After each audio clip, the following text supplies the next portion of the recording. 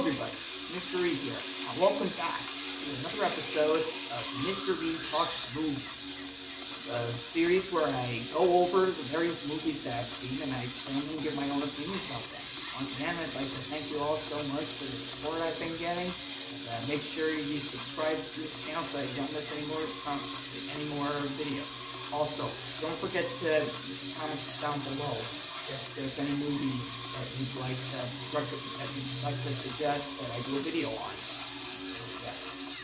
Without further ado, let's get right into things. Alright, today we're going to be going over the action film Gone in 60 Seconds. This movie came out in 2000 and is apparently a reboot of another movie of the same title that came out in 1974. And I haven't seen that one yet. So I'll get to that one in another time. But for now, I'm going to be going over the one from the year 2000, which has received mixed reviews on Letterboxd. I went into this movie completely blind one time, and I ended up having an absolute blast watching this movie. So let's get into it. Okay, so the movie starts off in the streets of Long Beach, California, and well, there's this guy named Kip Raines. He's played by Giovanni Ribisi. He takes a job from this one guy to, I don't know, steal cars for him. And he gets help from some of his friends. Anyways, he recklessly steals one of the cars from a dealership by throwing a brick through the window. And, well, chaos ensues. They steal the car. They go back to the warehouse where, I don't know where the rest of his friends are, where they have like a list with like the rest of the cars that they have to steal, and with the rest of the cars in like invisible ink, and yeah. But then it's not long, because apparently their reckless behavior caused the police to, I don't know, invade the warehouse. But luckily they escaped and they managed to run off with the evidence. And then we're introduced to two police detectives that were there after, the guys got away and the cops are left with the cars. Anyways, there's two detectives. One is named One is Detective Castlebeck, played by Delroy Lindo, and his sidekick, Detective Drykoff, played by Timothy Oliphant, or however you pronounce that. Anyways, the point is, the cars that they stole, they got impounded, and well, the only clue those detectives find are shards of broken glass. That's part of the black light, I think. So anyway, fast forward to, a while later, where we're introduced to the movie's protagonist, Memphis Raines, a retired car thief. He's played by Nicolas Cage.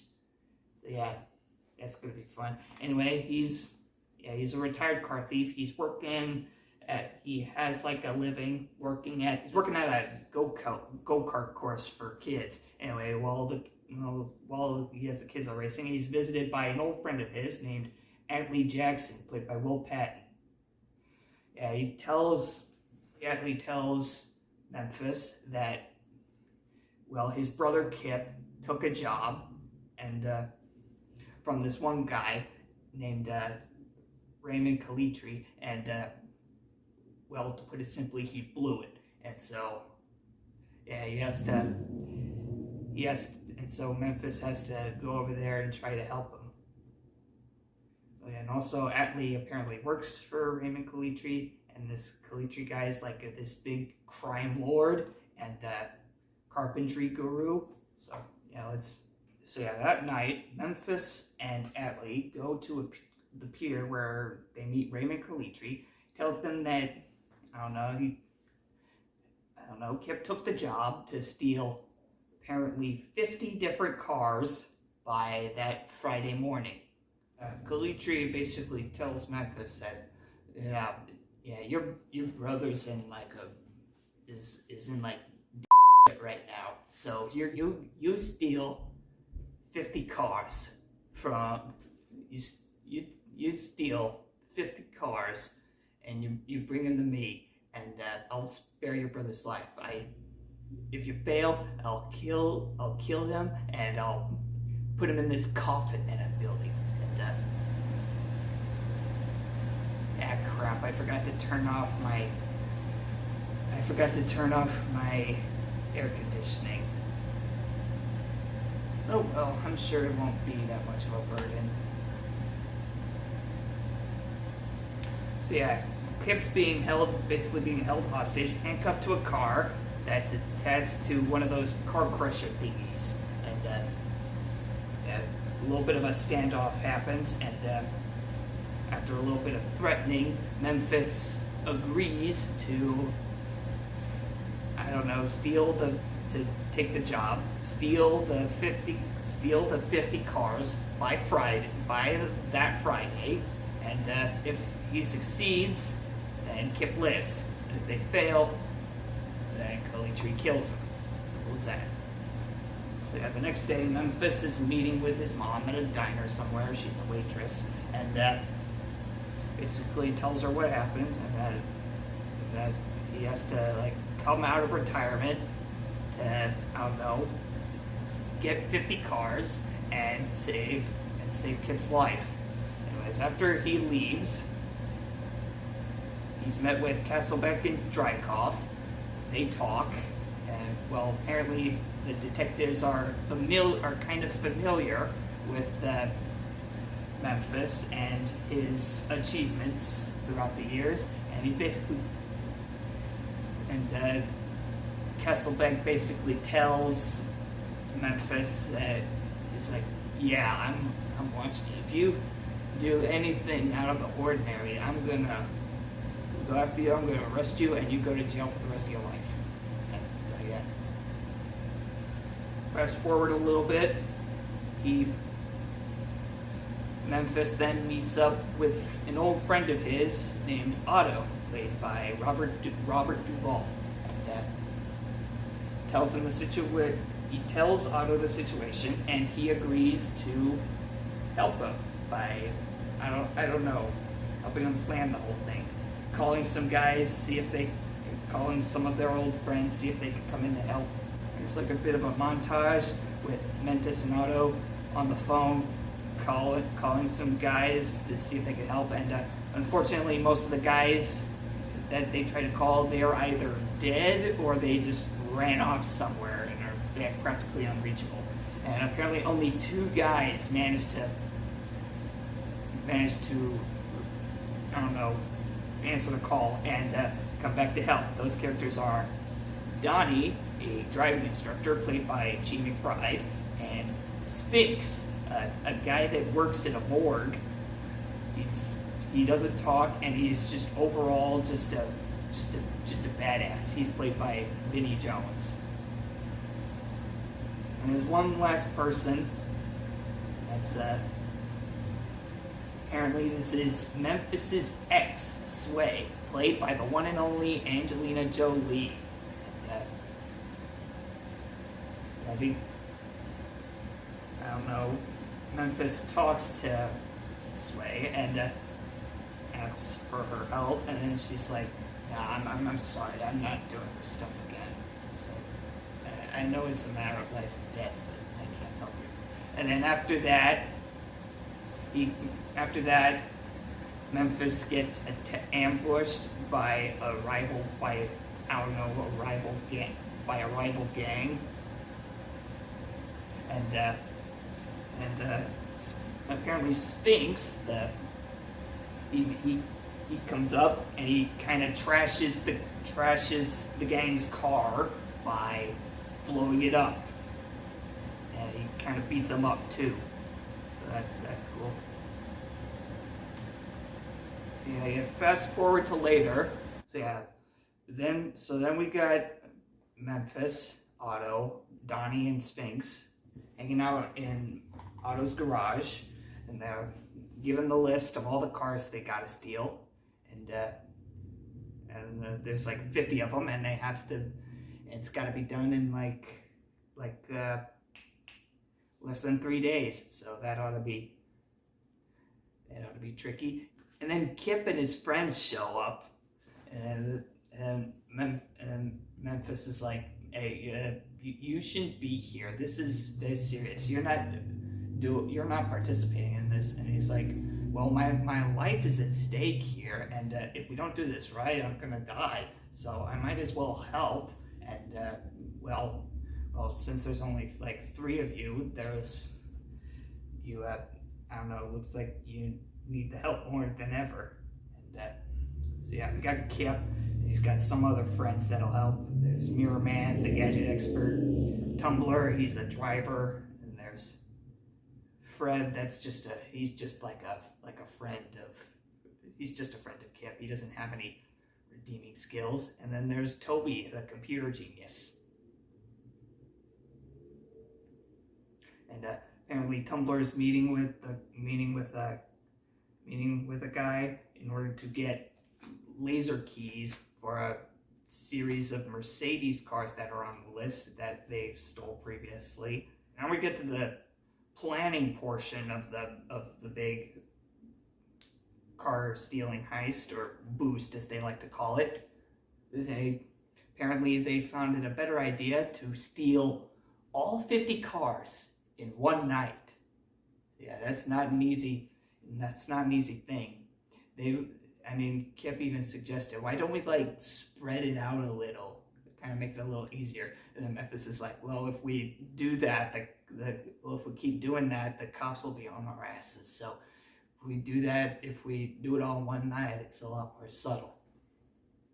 And so yeah, they each use their special skills to locate the cars, hacks into I don't know, the computers, and locates various cars.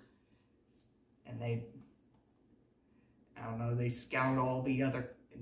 basically scout out for the other cars to, one of them is, the one that, seems to be the most fascinating of all the cars they gotta take is apparently the crown jewel of all the cars they gotta take, a 1967 Shelby Gran Torino 500. It was cool. And apparently the cops are like well aware that there's a thing going on, and they investigate with the guy that Tumbler's been meeting. Apparently he's been getting laser keys for a bunch of Mercedes models, coincidentally the same models that they just stole. So that's kind of curious. So they send cops throughout the areas and stakeouts to those cars, see if they can get any more leads.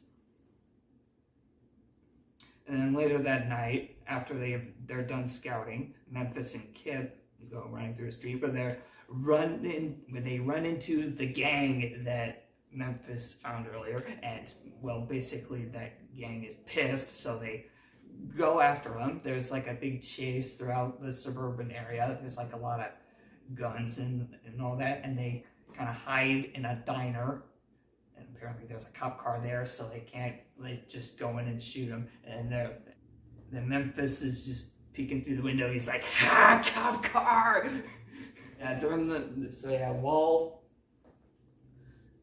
While Memphis is distracting a truck driver, Kip suddenly sneaks out while the gang's not looking, and they kind of attach the truck's cable to the gang's car, and then when the truck drives away, it kind of like rips apart the other car, and the cops come up and arrest the guys. And so yeah. I'm looking forward to talking about this part. This part's one of my favorite parts. And so you get the next morning. It's 24 hours before the deadline, and apparently Fred comes in with a car that he stole. The keys were in the ignition, so that kind of defeats the purpose of a boost. And it's funny. This is a car that apparently isn't among one of the cars that they have to steal, and and to make matters worse, the car also just happens to be filled with all different kinds of drugs. And to make matters even worse, Castlebeck, the detective, comes up to, I don't know, investigate. And I don't know, they make it convincing enough to make him convinced that there's nothing there. But yeah, he knows that there's like a big car stealing thing going on tonight. And so yeah, thanks to their recklessness, the cops are now on to them, and Memphis is real mad at all is the guys, and they're like, "What were you thinking? All your decision-making privileges have been removed, and get rid of the fucking car." And so the night of the big boosting spree commences. The final preparations are being set. Kip tells Toby that he's gotta stay behind because he doesn't really have a criminal record, and he doesn't want to, whatever. And there's like a clip of Mirror Man giving Donnie I don't know, fake fingerprints, because that probably would have helped. There's like, this is another cool part. You got all the characters there in the garage having like one big pep talk before they get going, and I don't know, some reason Memphis starts playing Low Rider on a stereo because I don't know, it's supposed to, I don't know, it's kind of like some sort of a Zen kind of thing that helps them, I don't know, get into the groove a little. And it's like a moment where Memphis is like, "All right, let's ride." It's like, that part's cool. Yeah, they go throughout the town. They start, I don't know, taking a bunch of the cars that are part of the thing. They break into a garage, take some of the cars, and a lot of other they take a bunch of cars from a whole bunch of different areas. One by one, each car gets crossed off the list. This part, there are some parts that are funny. That's some stuff I really like. There's a part where Donnie's there with the car, and then a guy comes up with a gun, and he's like, "Get out of the car!" And then Donnie kind of beats him up a little. He's like, "You don't know jack about stealing a car." It's like, that part's kind of funny. For the moment, all of the boosting is going pretty well until they go to the part where they have to get the Mercedes cars, and well, that's when they realize that there are cops kind of staking out to try and catch them from stealing the cars. So yeah, using the cars bait and all that. And so they have to regroup back at the garage to try and figure out what the next move is. And that's, I don't know, at some point Toby and Otto find the laser car keys from apparently the cars that I don't know, Kip and his friends stole earlier, and that are impounded. We can probably use them to steal the ones that are being impounded rather than just take the ones that. Yeah, they had the idea to do that, but then they realized that Otto's dog ate the keys, so they have to get him to poop them out in order to get them. So they thought that, well, while we do that, we might as well try and steal the other cars. There's like a bit of a love scene between Memphis and Sway as they're like in the car they're about to boost while they're like, I don't know, waiting for like a signal to kind of like take the car because they have to like wait until the people that are in the house are, I don't know, making love, so that they're like too busy to notice that. Yeah, I'm getting ahead of myself here. Moving on. And here's another thing I mentioned. They apparently Kesselbeck and Dreykov, they go to that warehouse from the beginning, and they find out about the black light, and they use it to, I don't know, detect the list of all the cars that are part of the list that they have to steal. And so they go to whatever cars that are left.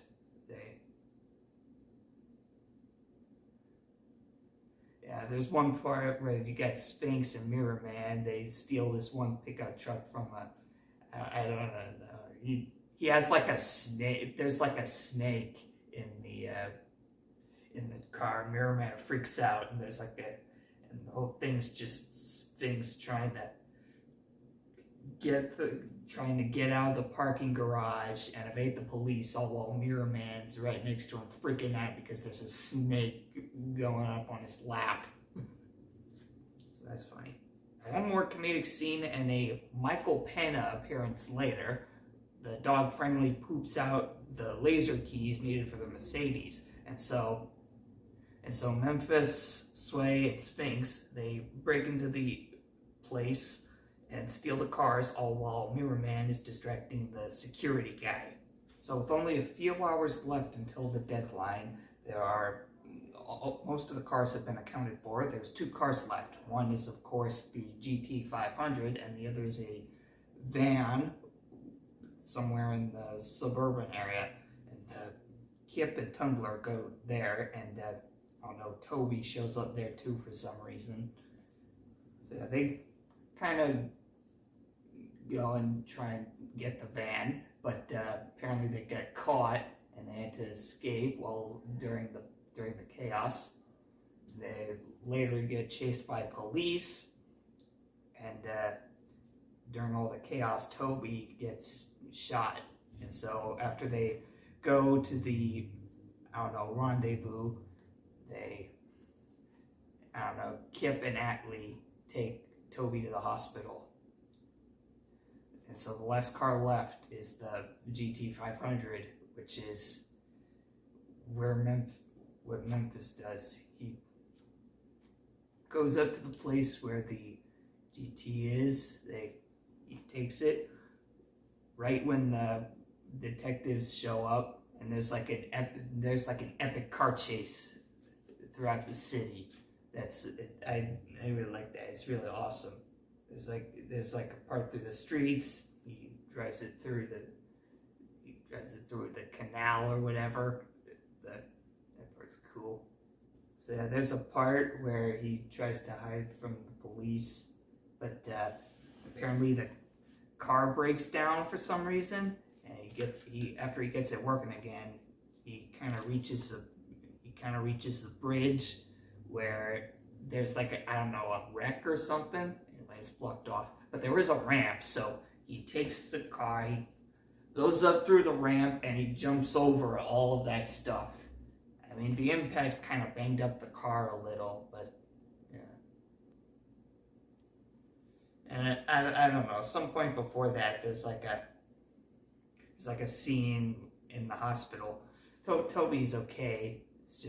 It was just a scene between Atlee and Kip, and then unfortunately the deadline hit, 8 o'clock. And then they get a call from Kalitri, tells them, yeah, time's up, you're 1 car short. And apparently Kalitri is willing to kill Memphis for Kip's mistake.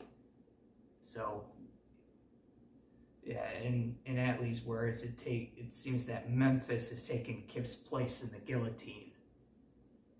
And so yeah, he's like 12 minutes late for the deadline, why do I need this? I already have got through all the notes. This is the stuff I remember the most.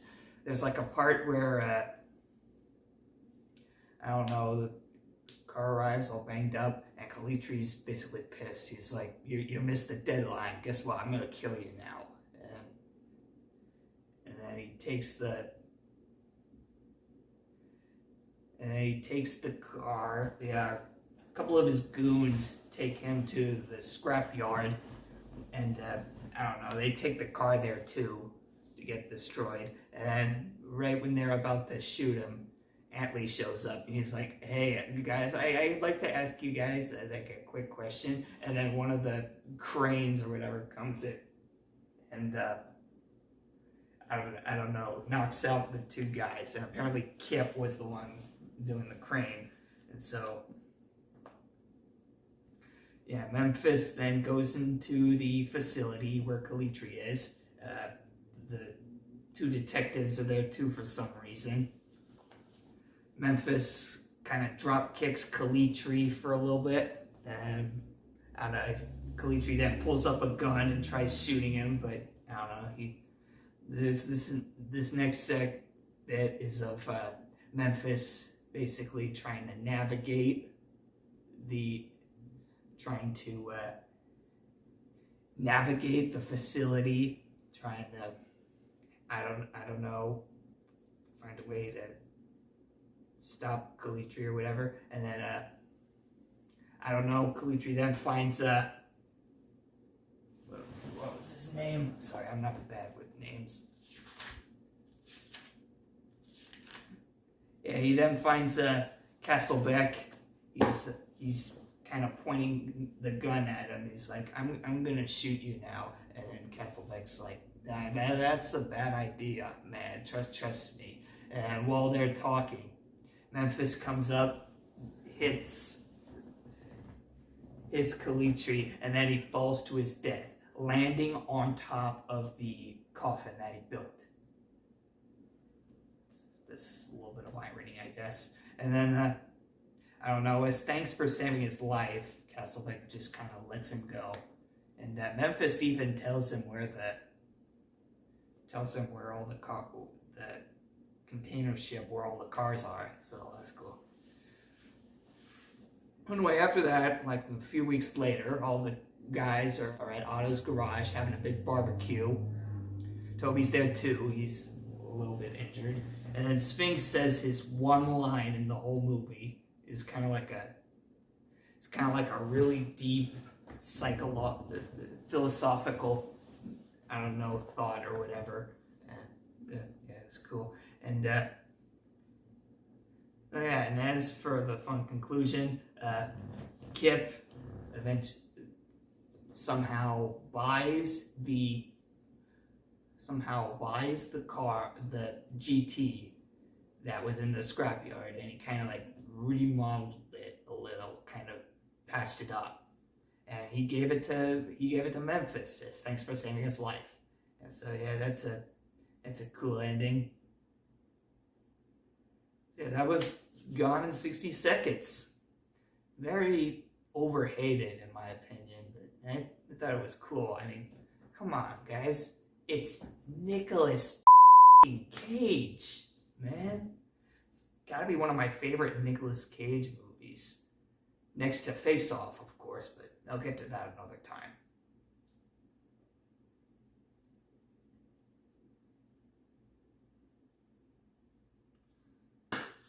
Yeah, that's it, guys. Thanks for watching. Don't forget to leave a like, comment, and subscribe so that you don't miss any more videos. And feel free to let me know if there's any movies that you'd like for me to talk about. And so, bye.